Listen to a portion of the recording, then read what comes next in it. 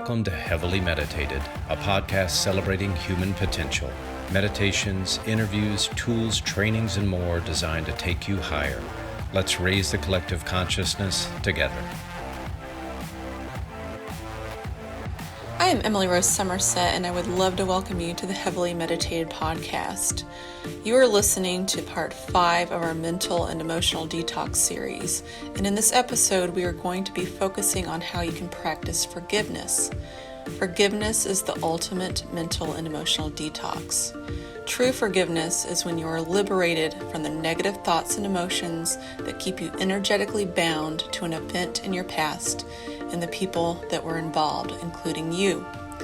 When you free yourself from the chains of a painful past, you are freeing up the energy you are giving to that event and people. Your unwillingness to forgive consumes a lot of energy, and we want to support you in redirecting that powerful energy to create the life you really want to live. We want you to know just how powerful you are and that you have the ability to become the master of your thoughts and emotions. When we refuse to forgive someone who diminished our sense of self in some way, we are psychologically and physiologically living in the past. The moment someone breaks our trust, our brain's neurons fire and wire in a unique sequence, and we feel our thoughts' corresponding emotions in our bodies. The more we recall the memory of that event, the more hardwired the circuitry in our brain becomes, and our brains and body are held captive by the subconscious programs of blame, spite, and anger. When we are mentally and emotionally living in the past, we are denying ourselves of the present moment, and we are cutting ourselves off from creating a new future for ourselves. We are playing a subconscious program we can't see because it is too close to home. Before I share how you can begin the process of forgiving, I want you to contemplate the following. The person who you must forgive was most likely unconscious of his or her behavior and acted out of fear. Science shows 95% of our behavior is pre-programmed in our subconscious from youth, so we are only behaving consciously 5% of the time. How can you view this person as simply a human being acting out of intense fear based on their invisible subconscious programs? Our subconscious programs are those programs below the level of our consciousness. Accepting others as they are doesn't mean that we have to excuse or ignore their behavior and the event that caused us to feel negative emotions. Accepting others as they are is about gifting yourself the freedom to be the curious observer of human behavior rather than the victim. Forgiveness is a choice and a practice that we must master in order to end unnecessary suffering for ourselves and others. Can you see how the other person's suffering expressed itself when they behaved poorly toward you? Can you see how they had no control over how they expressed their suffering? When you find yourself struggling to forgive, look to animals and notice how they behave when they have disagreements. Notice that their battles are brief, and once they come to an end, animals continue on with life, judgment and grudge-free.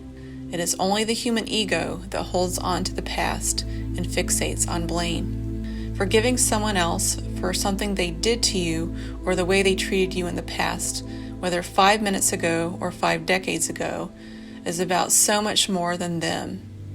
It's about you. It is about valuing yourself enough to know that by not forgiving, you are declaring to yourself that you would rather be right than happy. You are making a decision to hold anger, resentment, frustration, and ultimately pain in your heart rather than forgive. If you refuse to forgive the world at large for something that happened to you in the past, you are making the same decision. And even more importantly, if you refuse to forgive yourself for something you did or a decision you made in the past, you are truly choosing to live in a state of pain rather than love. And you deserve better than that.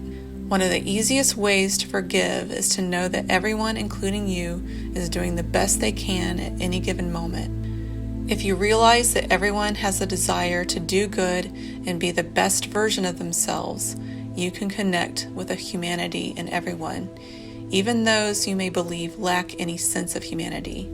Even the people who do unspeakable things can be forgiven, not to justify their behavior, but because you don't deserve to harbor any negative emotions and pollute your mind and body and the collective mind and body, because we're all connected with toxic emotions like anger, hate, or resentment. So here are some ways you can begin to practice forgiveness.